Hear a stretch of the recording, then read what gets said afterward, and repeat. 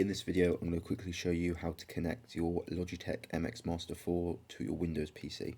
You can either use the USB-C Bluetooth receiver and plug it into the side of your device, or you can use the Bluetooth setting. So to do this, you need to go into your control center, press on Bluetooth, press more Bluetooth settings.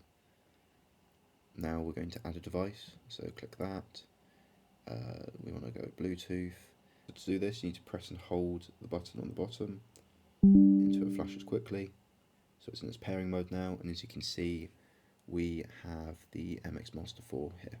So we're going to click that, it's going to connect,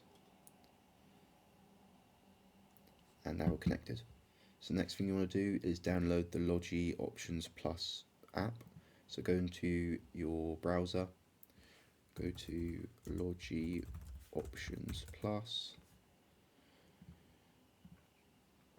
first link, and then we're going to scroll down to download for Windows. So I'm going to press download. You can see it's downloading up here. Once that is finished, we can double tap on that. So eventually it'll load. As you can see, I need to update this computer, which I'm not going to do for the sake of this video. So now you just need to follow the instructions and you've downloaded it. Thank you for watching the video.